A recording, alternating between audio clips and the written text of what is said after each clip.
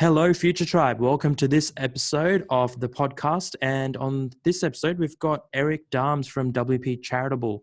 How are you, Eric? I'm good. Thanks, Germaine. Tell us a bit about WP Charitable and what you do. Yeah, so WP Charitable, Charitable is a donation plugin for WordPress, and it helps nonprofits and organizations or even individuals accept donations on their website.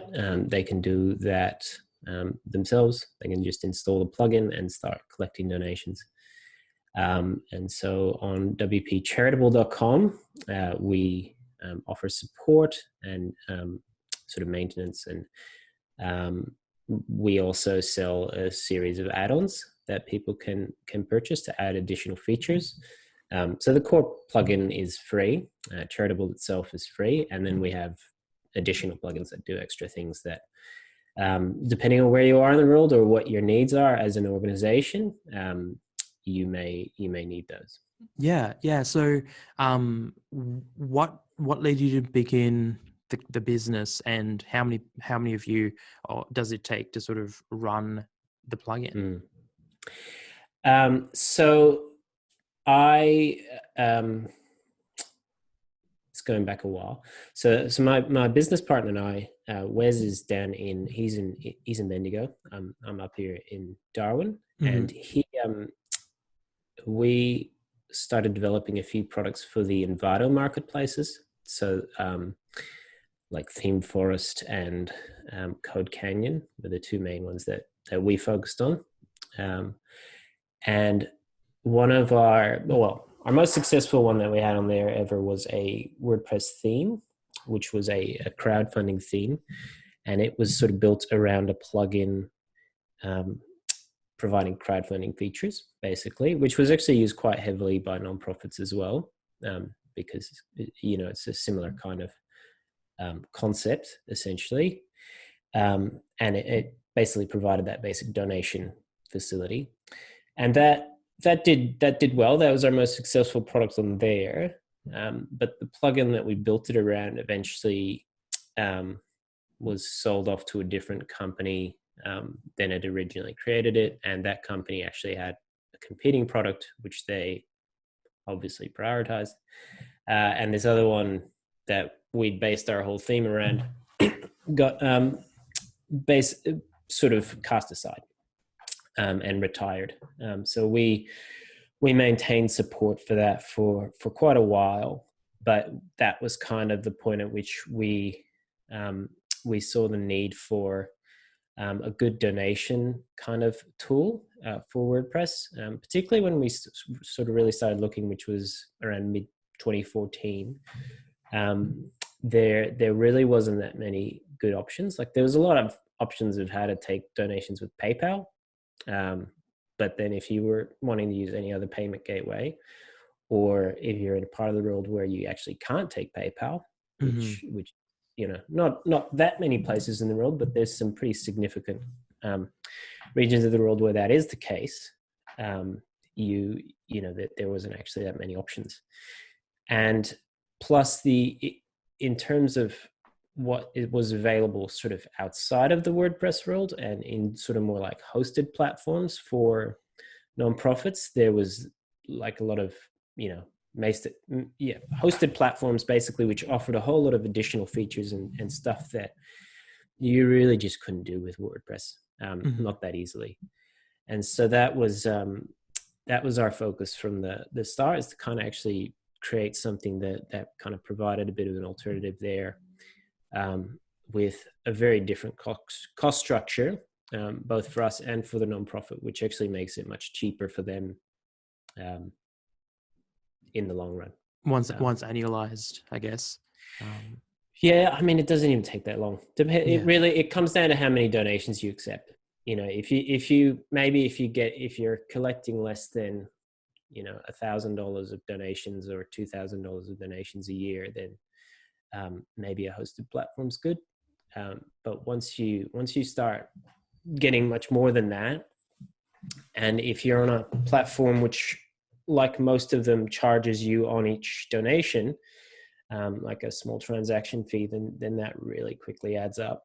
Yeah, yeah. So Yeah. put us on a timeline. You mentioned 2014, but when did you originally develop the theme, or were you always sort of developing for Code Canyon and Theme Forest? And for listeners who are not aware of Theme Forest and Code Canyon's basically a place where you can buy plugins, and Theme Forest is a place for templates for WordPress. So you guys are very heavily invested in WordPress. I'm a huge fan. At Futuretheory, we use WordPress 99% of the time, unless someone has a specific request for a platform. But yeah, put us on a timeline. So when was the crowdfunding theme first developed by you guys?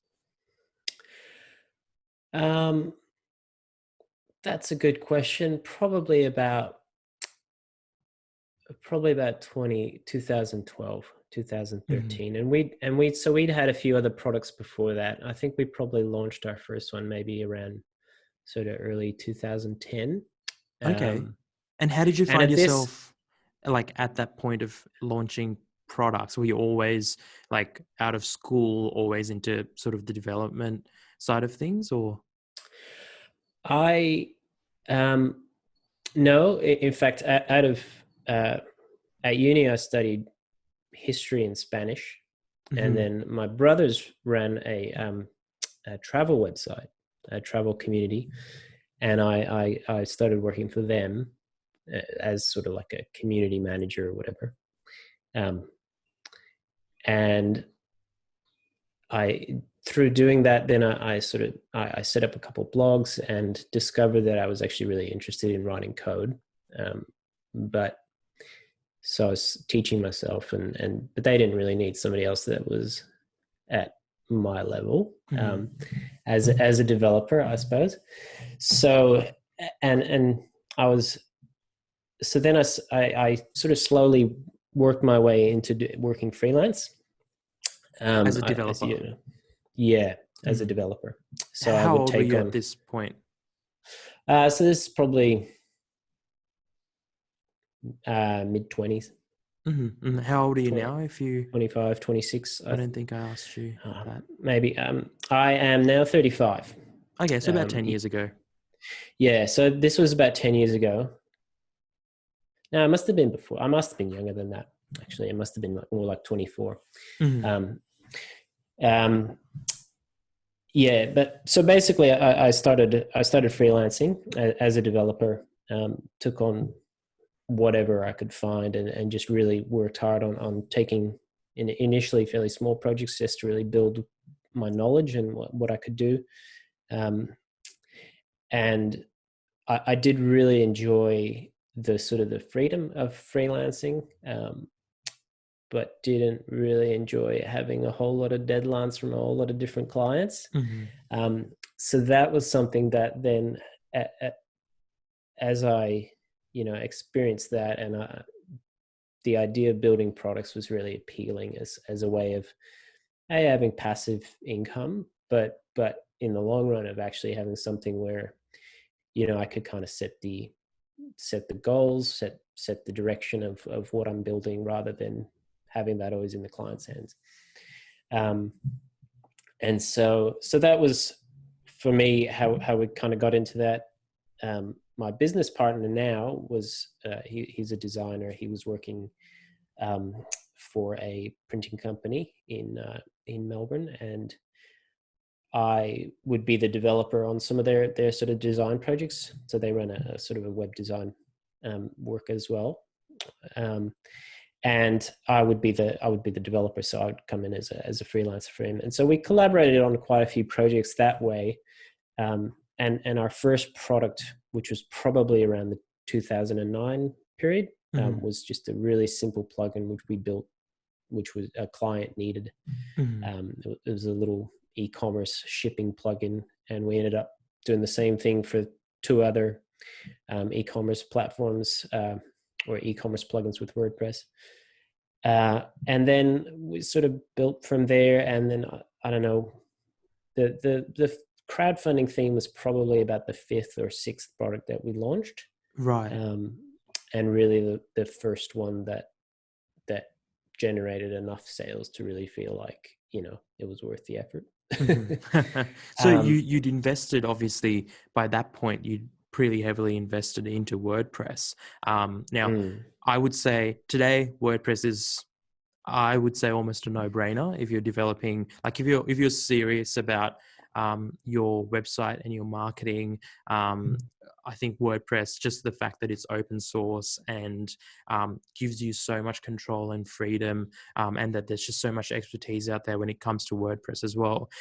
It's just, I would say, a no-brainer. What do you think? Do you sort of agree with that, or do you see any other platforms that make as much sense as WordPress? I mean, ultimately, it kind of comes down to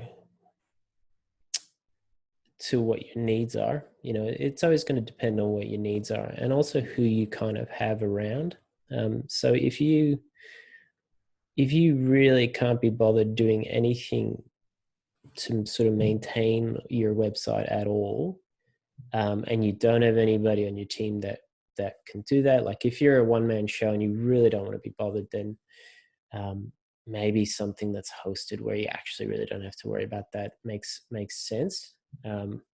And if you've got the budget and you're not super low on funds, then obviously, because obviously those things work out much more expensive.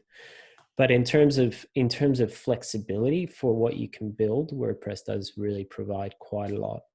And our day-to-day is really thinking about the nonprofit space, and for nonprofits, it to me, it makes a lot of sense, because as well, you have donation plugins like ours, but you also have, you can add on to that, you can add e-commerce, or you can add event stuff, and there's a ton of options there, and there's a lot of businesses that have been built up around WordPress, and that actually will really stand by their product and really work hard to kind of make sure it does what you need it to do. And there's, so I guess you get that flexibility of a lot of different options, and just a lot of power, and a lot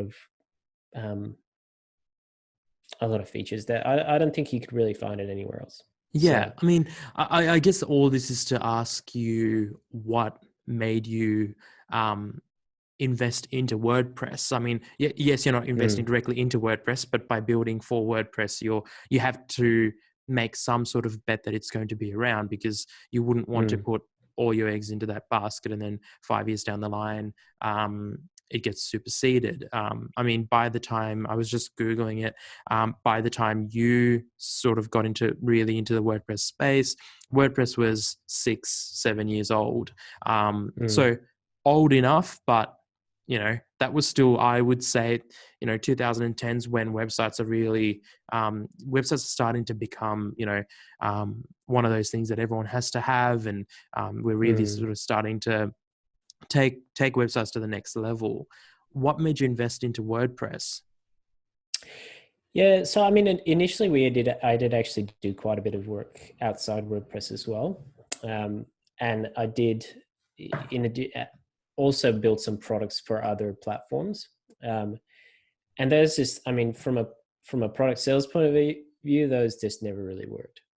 So they, and I guess maybe we weren't deep enough into that platform in the first place. But WordPress is kind of coming from a freelance background where WordPress was generally the way to go, and often the easiest way to do things, and or the most natural way to set things up and hand it over to a client. That just made sense. And so then, and even then, at that point, WordPress was already a pretty dominant player. Yeah. I don't think there was. I think Drupal was kind of the next biggest thing, and it was pretty far off, really. And obviously, so it was, I don't know how much of a conscientious choice there was there, or whether we just sort of Fell into it almost. fell into it. Yeah. So, there, but I'm glad we did. And, Definitely. yeah. And I mean, I guess to an extent as well, it's just where we saw, um, well, certainly where I felt the most comfortable working in terms of how things worked and how things were built and stuff. Yeah. Yeah. Yeah. I mean, you touched on also, as an extension of sort of your comfort, the money side of things, it can get a bit old sometimes, especially when you start your own business, usually because you don't want to, have a boss telling you what to do. And then it sort of happens to be that your clients, to an extent, start telling you what to do instead of your boss. And then that gets a little bit old, or it can get tiring depending on your personality. And by coming up with sort of a product, it changes things a little bit, because it's not so timeline driven, not so deadline driven, and not so sort of project, deliver, go to the next one. How's that worked out for you? Because back in 2014, I mean, SaaS, or software as a service, now is everything. It's sort of, everyone's saying invest into SaaS. If you don't have a SaaS product, get a SaaS product. I assume, it was still sort of, it was getting traction. It's not that there wasn't SaaS solutions back then, but it's obviously much bigger now. How did you make that leap into what is essentially a software as a service? You just happen to deliver a plugin that, conducts a service. How did you jump into that? We first, so with Charitable was really the first time where we decided to get off the platforms, so off of Envato and off of Theme Forest and off of Code Canyon, and do things our own way. And we're a bootstrap business, so most of the time when you hear advice for bootstrap businesses, it's like build up your freelance work to a certain extent, and that, which we had, but we basically did things on a very slim budget, and lived on a very slim budget. So certainly for the first 6 months after Charitable was launched, sales were super slow, and it was pretty, it was challenging. Like you'd kind of go through your dark days of thinking, what on earth am I doing? Should I have even done this? Should we just pull the plug now, or just will it get better? Yeah.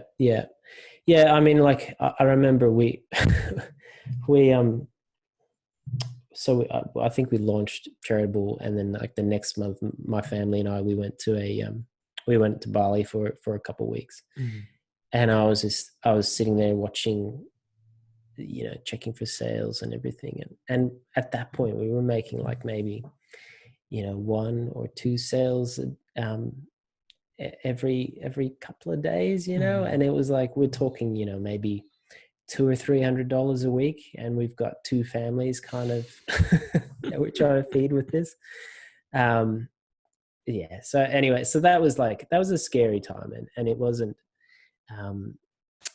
that easy, and certainly it took a long time to kind of get to a point where it feels like income's relatively comfortable.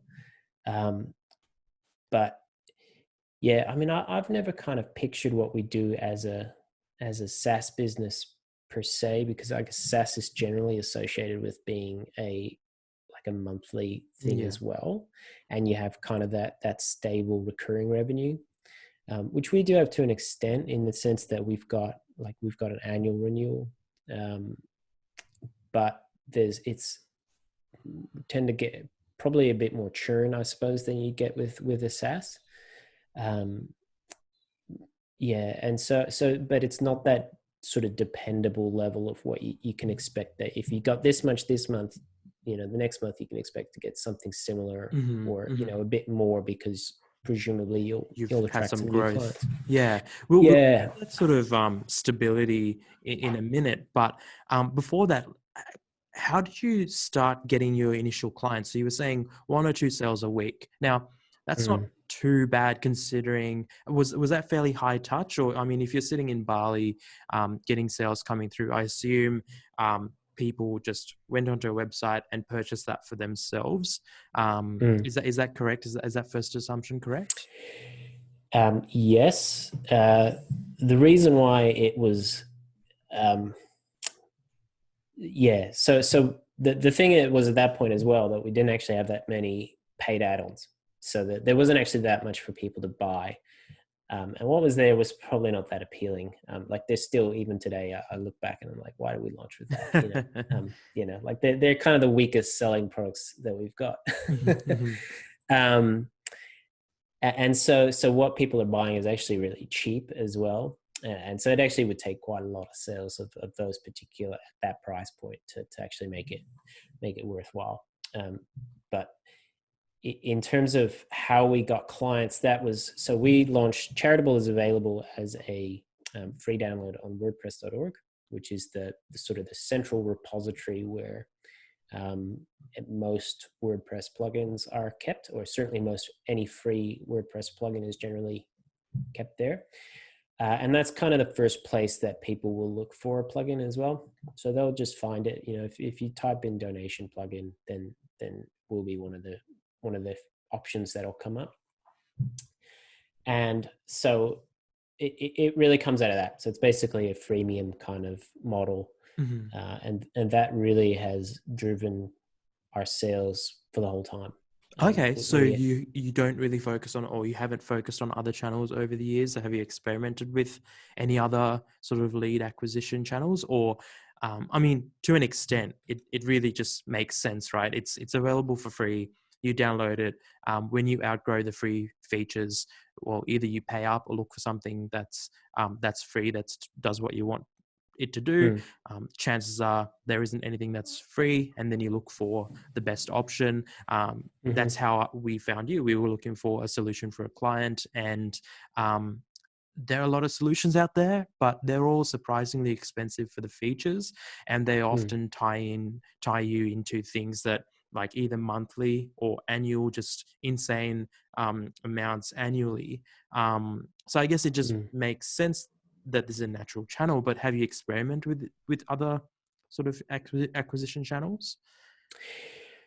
Yes, we've done a lot of experimenting. The one thing I will say is that neither I nor Wes consider ourselves marketers, or I think have much of a natural sort of bent that way.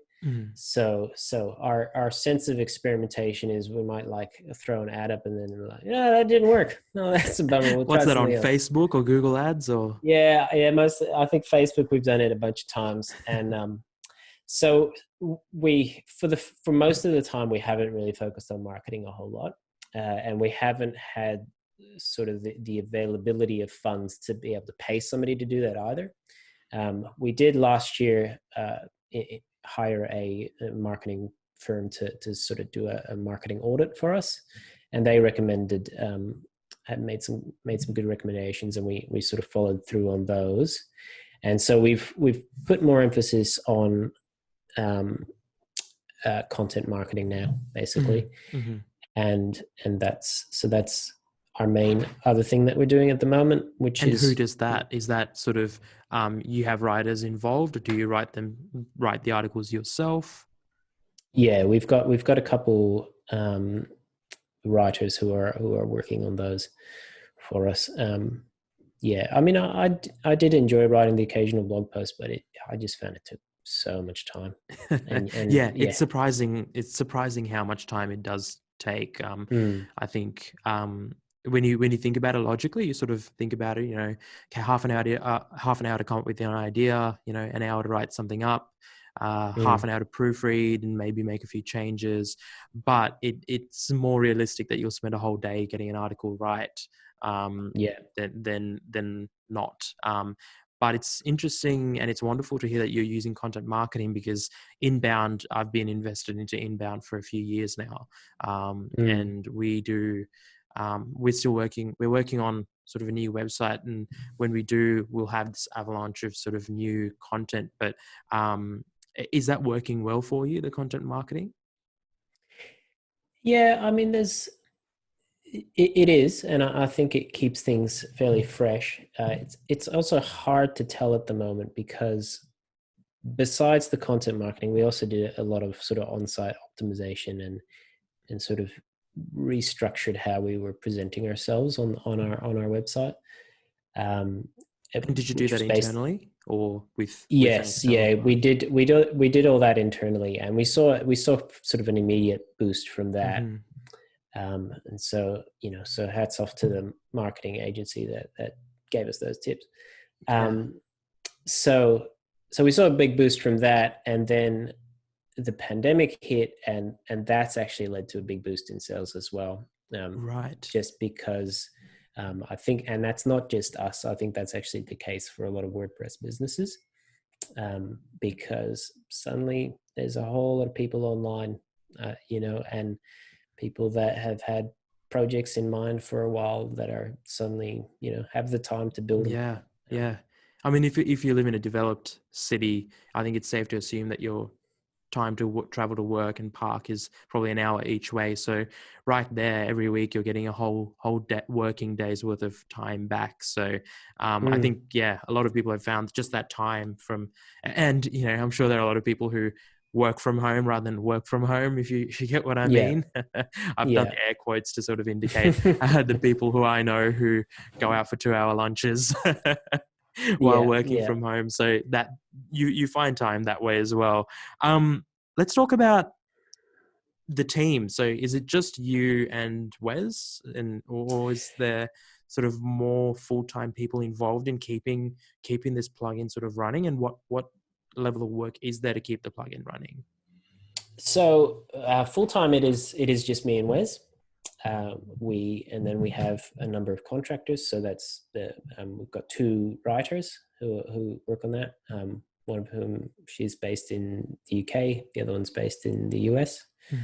And we've got a couple guys who are helping on the development side as well, sort of on a freelance or a project by project basis. And we have we have one developer who actually developed one of the extensions, and so she gets paid as a commission, basically on the sales of that extension, and then on the sales of the bundle that includes her stuff. So she kind of takes, she's in charge of that one basically. But in terms of the day-to-day, that's basically myself and Wes sort of taking care of that. In terms of what's involved, it's like to just keep the ship running. It's really just answering emails, which is supporting, really. Pre-sale and support questions, I guess. Yeah. And so we can kind of knock through that pretty comfortably between the 2 of us, and pretty comfortably in not too big an amount of time. So like a couple of years ago, first of all, I went with my family for a 6-week trip, and then Wes went with his family for something like a 4 or 6-week trip as well. And basically we got by just fine. Like for me, while I was away, it was maybe an hour a day coming on and just answering emails. And so I will generally take on the sort of the more technical questions. Wes handles a lot of the pre-sale and the just more general questions about, can it do this, or can it do this, and things like that. I guess you're the developer, so you it makes a lot more sense that you can get into the nitty-gritty if you have to. Yeah, and we do like to go pretty deep in terms of like really trying to actually solve the customer's problem, if we can, possibly, including writing little snippets of code and actually giving people like, it doesn't do this out of the box, but here's 15 lines of code. Here's 15 lines of code that I just wrote and checked, and it should work. So just install it using this, and bang, you've got it working. Yeah. And that's, I mean, that kind of comes back to why I think WordPress is such an appealing thing for people as well, is that you do actually have that flexibility there. Obviously, you got to kind of have the technical know how to actually build that. But, you know, for our customers, we're certainly happy to be that to an And extent. provide that level of support. Yeah. I mean, there are a lot of plugins out there, paid ones as well, that wouldn't even go as far as doing that. They would say, you know, here's a list of people we trust who know how to work with our plugin. Go talk to them. That's sort of separate, because I guess they don't want to deal with the level of customizations, or they're probably thinking, you know, we didn't want these deadlines. That's why we created a plugin, and now we might fall into that trap again. Yeah. I mean, there's an extent to that. I suppose that in general, it's worked out okay. Sometimes, you know, it is time consuming, definitely time consuming, but at the same time, we've built up this big, vast library of actual little workable code that we've sent to other customers, and generally what somebody else wants is going to be pretty similar, if not the same. Or if it's really similar, it might be just like, you know, in like this particular line of code, just swap this for this and you're done. And that's fine. And people can do that. And you know, I think that's been a fairly core part of our value as a business, and as how we like to serve customers, in terms of just really trying to go above and beyond. Yeah, which is definitely appreciated. I think people really appreciate when they can just come to you and sort of come up with a solution, rather than being sent to X, Y, and Z, especially if all they're looking for is a slight tweak, not really, you know, added complete functionality. You know, like I said, we stumbled across you guys because we were looking for a solution, and then we just found that, you know, your support was just fantastic. And to be honest, even if it cost a bit more, it's always better to work with a plugin or a company that is going to go that extra mile, versus a company who are just too rigid and robust for that sort of thing. Now, before we get into the finance sort of side of things, or the financial side of things, I just had a complete blank of what I was going to ask you. How do you come up with, now having a product is fantastic, but staying stagnant isn't going to do you any favors. How do you come up with feature additions and just fundamental sort of code-based sort of changes and upgrades, and how do you do that, and how do you look at that as a plugin company? Yeah. The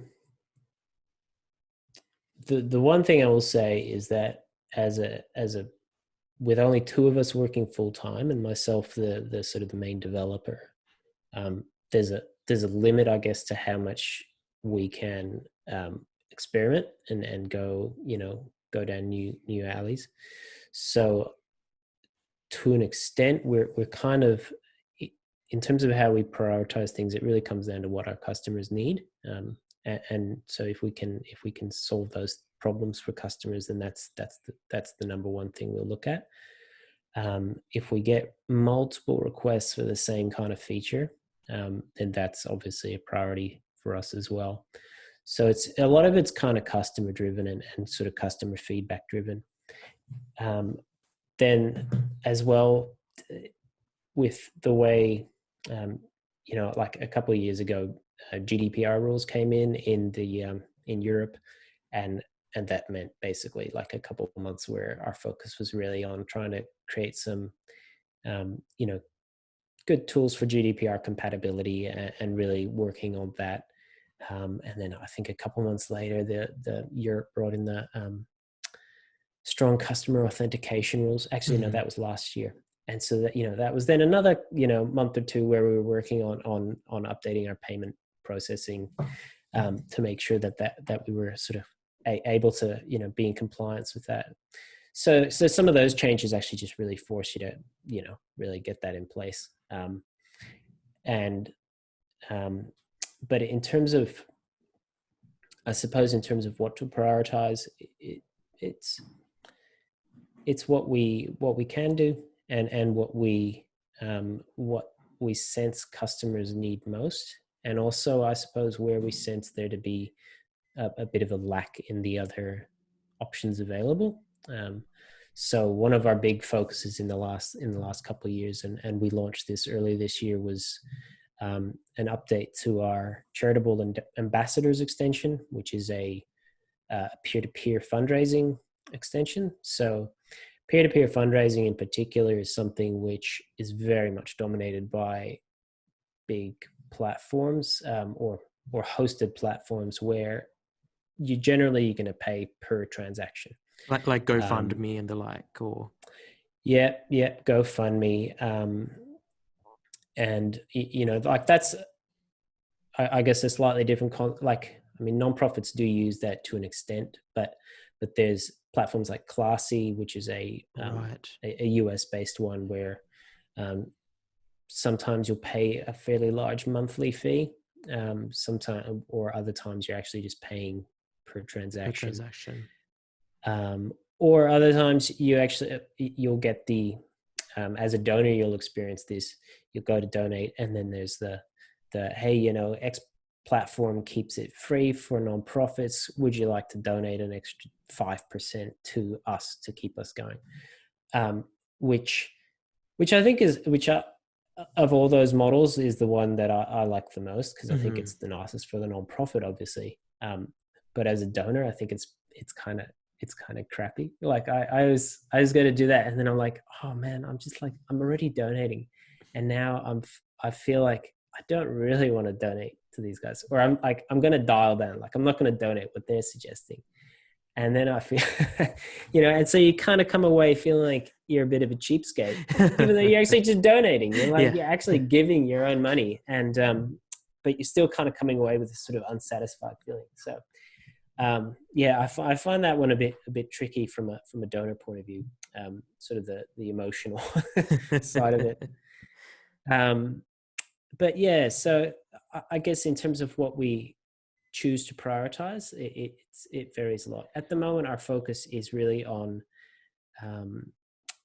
some major sort of structural changes in terms of how Charitable works, in particular in relation to the WordPress block editor, which is something that was brought in a couple of years ago, or I think the start of last year. Yeah. And that's been something that I've seen a lot of potential for, in terms of how we could use it as in Charitable. So that's really our focus at the moment. The other thing I would think of is in terms of our payment processors. We like to occasionally just do something to try to sort of cover more countries than we normally would, and particularly countries that are otherwise pretty underserved as well.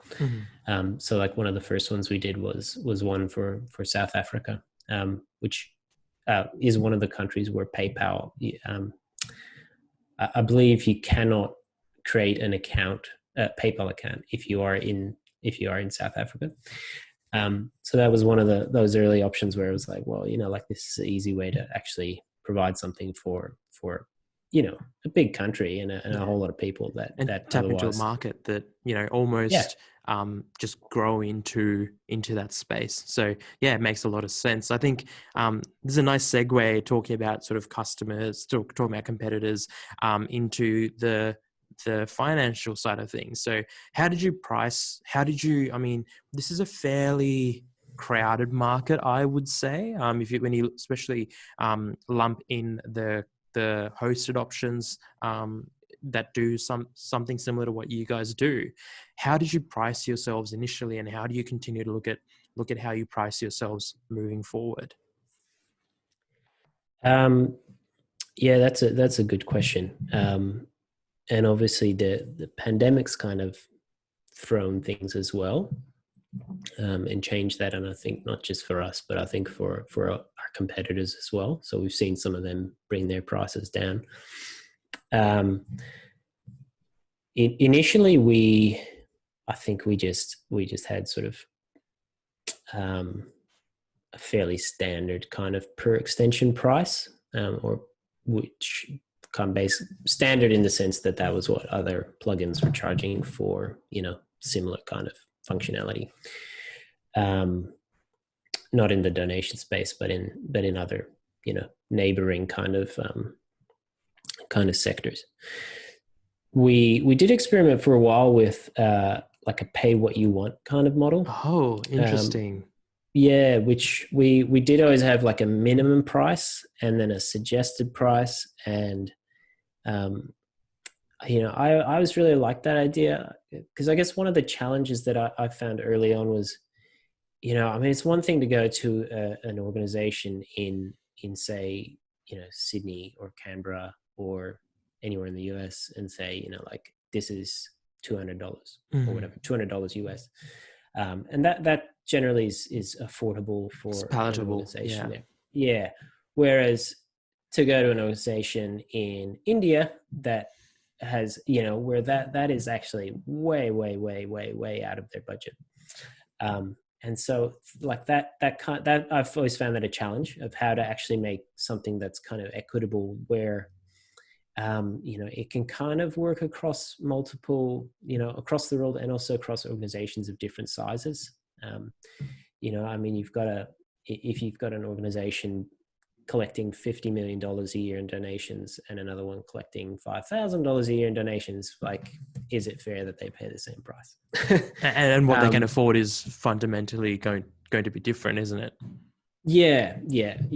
So I've always found that I guess a challenge, and I guess the way other platforms do solve that is by actually doing the per transaction kind of thing, because you do solve that, but then that works out to be way more expensive. And to be honest, it doesn't necessarily cost us that much more support for somebody that's actually raising that much money. But yeah, so we did this pay what you might want thing for quite a while. And it was enjoyable. It was interesting. We didn't really, but we eventually dropped it, largely because I think it confused people. And in the end, 90% of the time people chose the minimum amount anyway. So then I think we ended up just actually setting a fixed price, and it was something like that. And we just make sure that if anybody reaches out and says, like, that this is like way beyond us, if they're I guess willing to do that and get in touch and say, like, this is actually a bit outside of our price range, then we generally try to make it help out easier for them. So we did. So in terms of how we then structured our prices, that's one thing that we did change after the marketing audit last year as well. We kind of bumped our prices up a bit. Still, particularly in comparison to our sort of major competitor within WordPress, we generally are 30 to 50% cheaper. And so for some people that's the decision maker, like if it's 30% cheaper and it does effectively the same thing, then that was enough. Yeah. I mean, and for anyone listening, if you're ever sort of weighing it up, I always find, and you probably will cringe when I say this as sort of the person who has to respond to it, but asking a few pre-sale questions or just one question and seeing how long that response takes. If it takes 5 days, I think then I go to the other company and sort of ask a similar question and see how long that takes. It's another way of differentiating if price, because price isn't always everything, right? Some things can be cheap, but it's cheap for a reason. Where some things are cheap, but it's just that they just chose to price it that way. So for anyone listening, that's another tip as to how you can compare them. And like you said, Eric, if two plugins do effectively the same thing, then why wouldn't you pick the one that costs less? Yeah. So I mean, that's, and plus to be honest, there's two of us that work on this full time versus what I think is a team of probably closer to 10 people. And so, like our cost as a business is just way lower. So for us, it's okay. And we know we get by just fine doing this, and we're able to grow. So, it's also kind of looking at just what our needs are and how we can still invest into the business and everything and provide the support that we want to provide, and still make it affordable to nonprofits. So it's not easy. And certainly now with the pandemic, so we've actually run a 40% off sale for the last, since the start of April, I believe. And that'll be kind of wrapping up the end of this month, I think, which is July.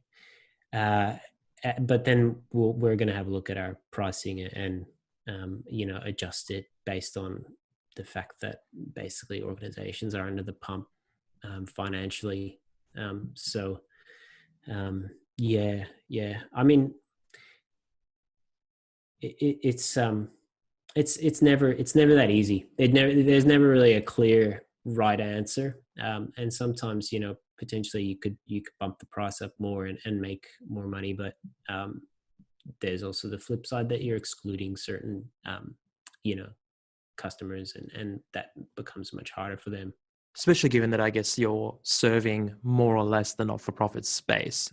It starts to become even more of a, there's a social sort of purpose, at least, a small social purpose, and where you can obviously enable more people. That's always a positive thing. Now, for the next few questions, I'm happy to work with ranges if you're not comfortable giving exact numbers, but could you give us an idea of how many customers you sort of have and how you look at it? Do you look at it monthly or annually? And then if we can talk about also how you've experienced that sort of, is that stable year on year? If we could touch those points.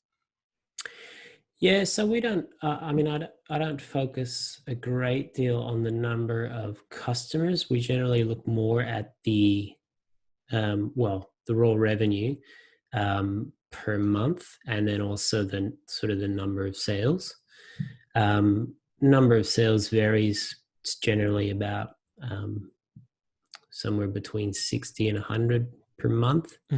And that the average sale amount varies quite substantially. So we get, sales that are maybe $40, $40 US, then ranging up to $700 US. That was pre-pandemic, because at the moment that's down to 450 after the sales. But so in terms of revenue, that's we're sort of just around the 10 to 15 mark in terms of in US dollars. And that but that varies very much, and it's hard to predict, to be honest. Like it's really hard to know whether, if we turn this sale off, what things will look like then. And I guess, especially for you guys, we touched on this earlier, you're selling stuff annually, so it's not sort of this monthly recurring revenue. It's almost a annually recurring revenue, but 12 months is also a lot of time for people to, one, realize the value, but two, realize that they aren't making use of it, for example, because, and part of that might not even be your fault. Like if they spent $450 US, maybe they way overpaid and realized that, if they went on a transaction-based hosted system, they actually don't get a lot of donations, and it just isn't justified. So I guess it adds that the blessing and a curse sort of that you've got to handle there. But then it's interesting that you look at it monthly, because I guess, 12 months again is a long time, so you can't really look at it annually, but and you make sales on a monthly basis. So you're, I guess, every month trying to make new sales. Yeah, to an extent. We're less worried about it now than we were, say, 2 years ago.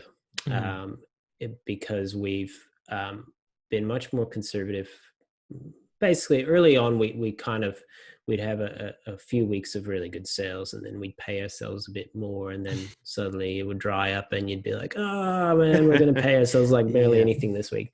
Yeah. So we've gotten much smarter about that and much more conservative in terms of how we, sort of pay ourselves over time. And so we actually have, a reasonable buffer of savings built up.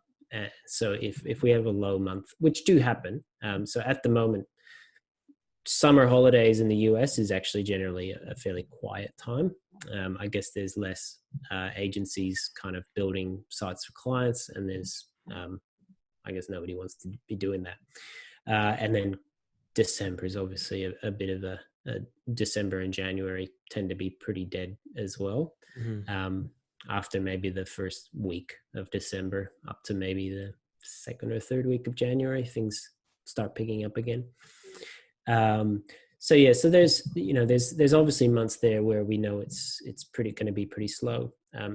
What we do for the most part is we keep track of sales obviously each month, and I'll generally try to compare that to the same month a year before, to see how we're tracking in terms of that.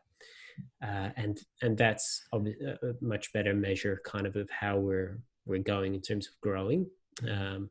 And that's been encouraging. And so you've generally found that you sort of can grow, or do you grow year on year?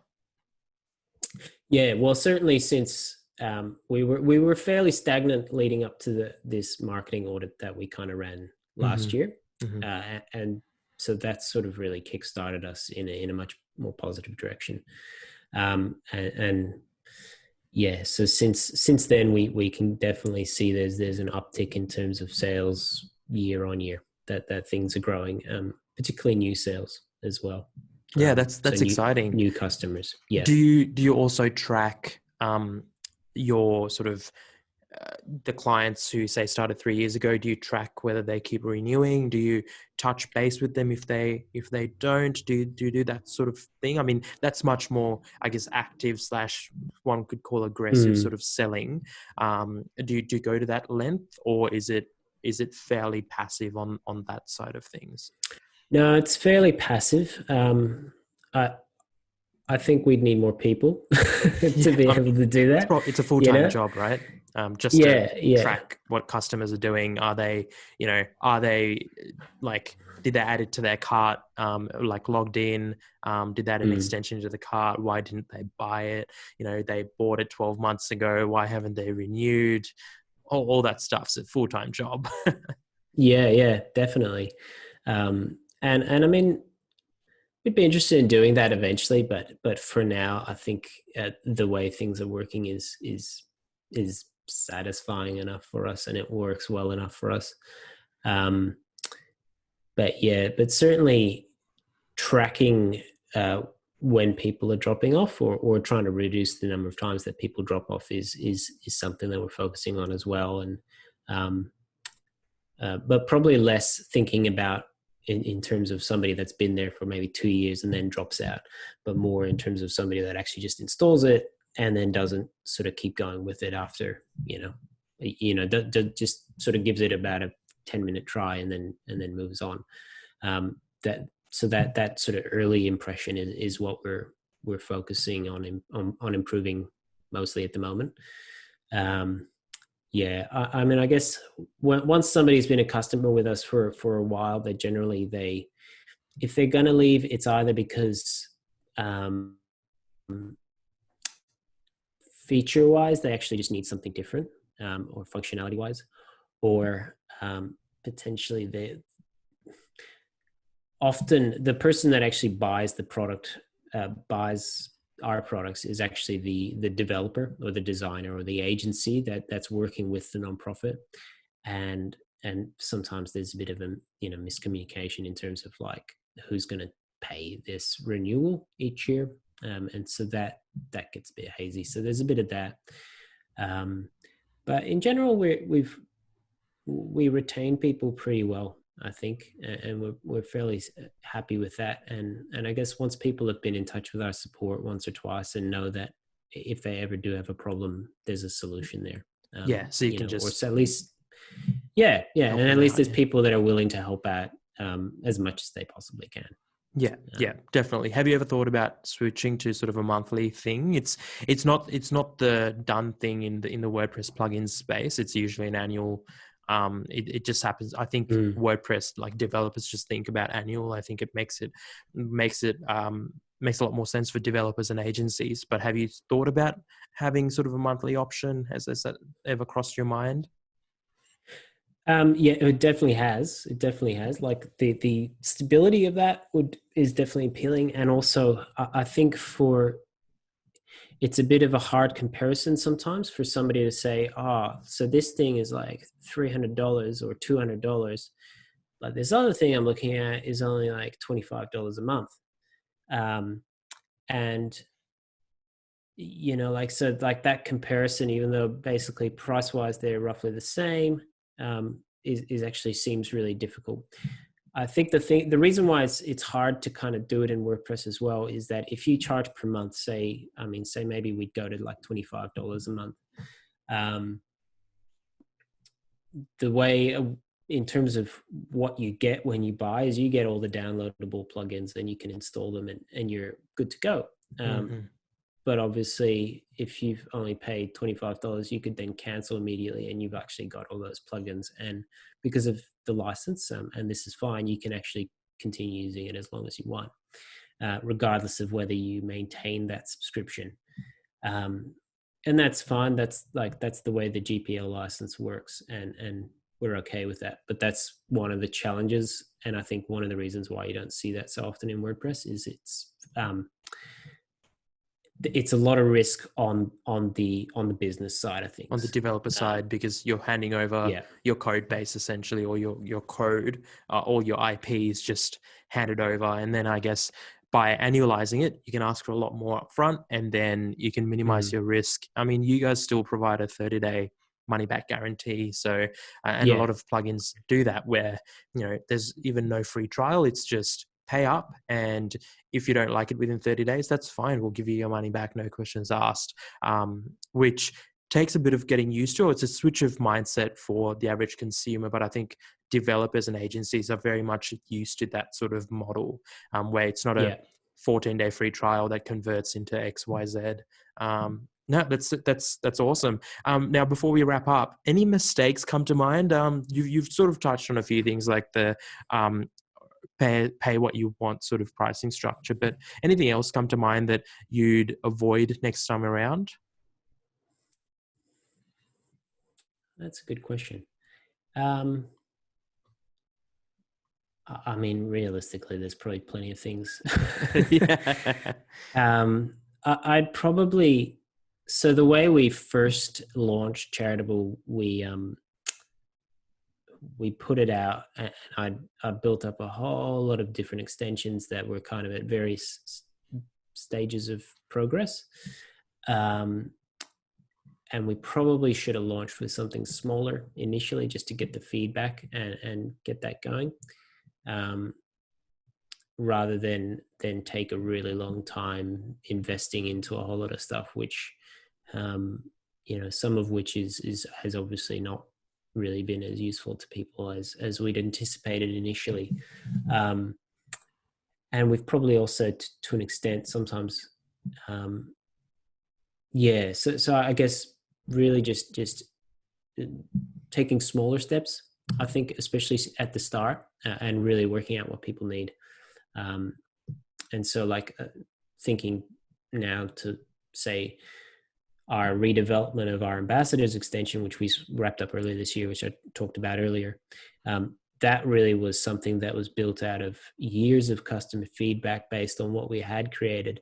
And so we were able to create something that really nails it for customers, and that actually really does exactly what they need, in a much better way. And we just didn't have the all that knowledge built up. So like, there's actually a lot of value in building up the knowledge of what customers need, and what a lot of customers need, not just like what one customer needs, but actually what a lot of people need, and where the overlap is, and how you can actually solve that problem for a lot of people. So that's probably the biggest thing. I think there's not a lot I sort of regret about it. Maybe if we'd invested more time into marketing, but at the same time, it is what it is, and we're not marketers. So That's it. And it's sort of about, this is just looking back and sort of thinking, okay, if someone else was saying, hey, Eric, I'm about to start a plugin business, what would you recommend? Not necessarily about what you would change, but just about, heads up, this is something that we did, and don't go for launching the plugin with 10 different extensions that are not quite polished. Just maybe launch with 2 extensions that are just function amazingly, or maybe just focus on marketing as much, or it's sort of about looking back and going, what would we change? Because I think it's just it's a learnable and a teachable moment, so it just helps out the listeners. Awesome. Where can people find out more about you and what you guys do? So you can find me on Twitter at Eric Nicolas. It's ERICNICOLAAS.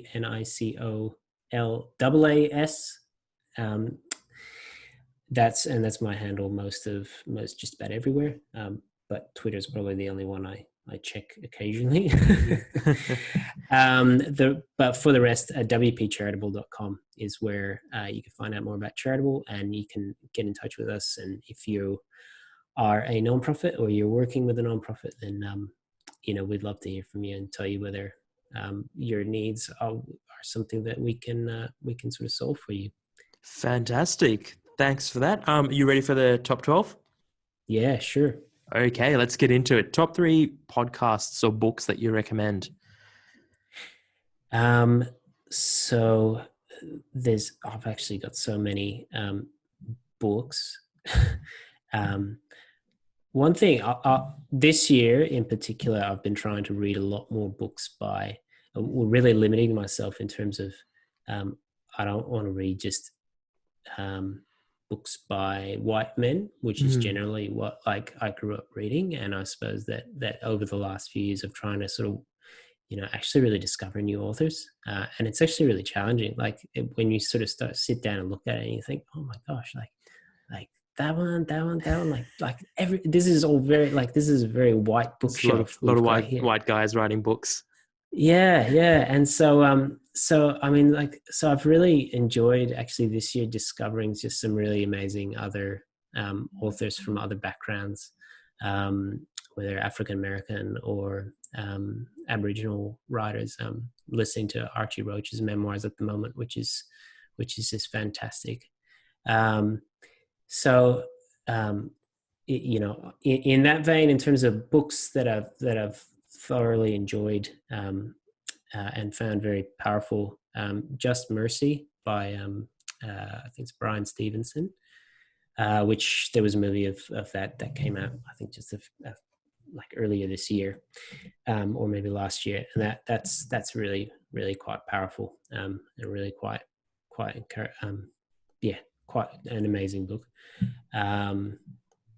And just discovering some amazing sort of authors as well, like Alice Walker. I just finished reading The Color Purple, which was there was a movie of that 30 years ago, but I'd never really sort of read the book, and that was really cool as well.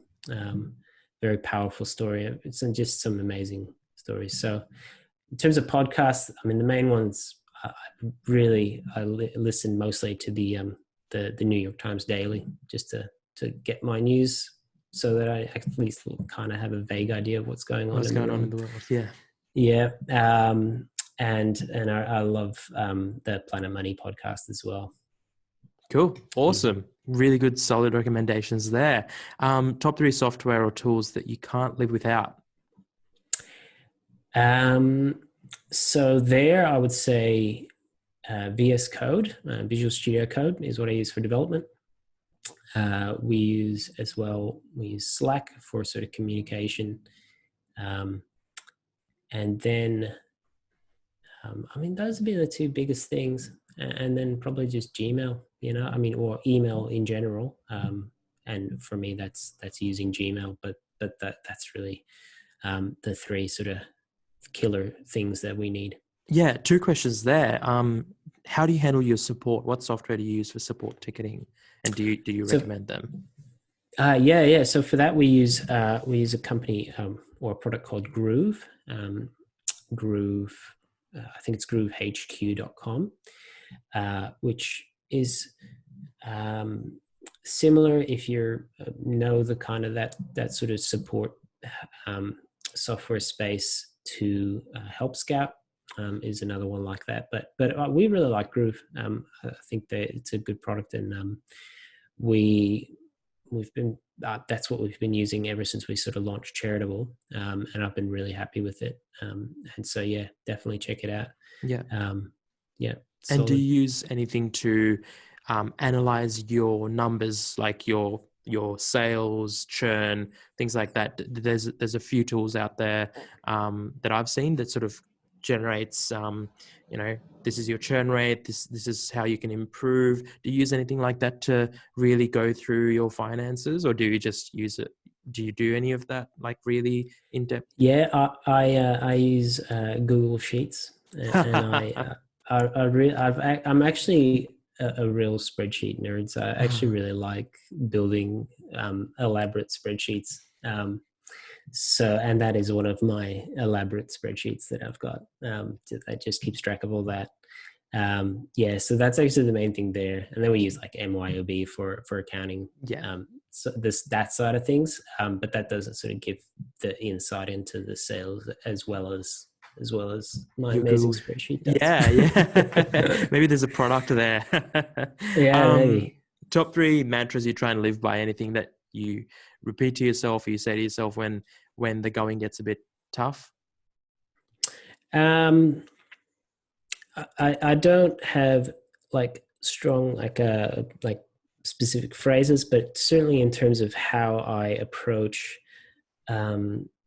support, that's really to go just above and beyond. That's probably the run of words that I kind of have in mind there as well. And then in terms of how I develop the product is to go generally really deep on something and try to make this one thing as perfect as possible, and so to really I just think of it as going deep on one particular issue, I suppose, and really solving that in the best possible way. And so those two kind of tie together for me, going above and beyond, and because often the development happens in response to customer need as well. Yeah. I mean, I think if you keep those two very close and sort of top of mind, it's very hard to go wrong when it comes to the kind of business that you're in. I mean, in most businesses, to be honest, if you make sure the customer's happy and you're solving their problems as well and as thoroughly as possible, I think it's very hard to go wrong there. Last one, top 3 people you follow or study and why? I honestly, I don't really have people I study to any great extent. I did sort of I have been fairly encouraged and challenged by the sort of the writing of Cal Newport, who wrote Deep Work, and he's written a few other things as well. And so, sort of his writing has been very was influential on me for quite a while in terms of how I kind of work. But mostly, I do read a lot, so I try to read broadly and just learn from what I can, where I can. So yeah, I don't really, I guess I don't have specific people that I'm always well, I do have specific people that I'm always reading, but that's not because of their ideas. It's because I really like their writing. Yeah. It's a little bit different there. But there's, but it's really just, I think I've really learned the value of trying to learn from lots of different people and lots of different people's perspective. And really, I think that's been the most profound thing that I've learned in the last couple of years, is that there is just, there's a lot to learn that way. Yeah. Awesome. Well, thank you for your time, Eric. It's been really interesting, really fun to talk to someone about WordPress and WordPress plugins. This has been the first interview with someone who's made their own plugin and run a company that works on with a WordPress plugin. So yeah, thanks for your time. It's been really fun. No worries. Thanks, Germaine.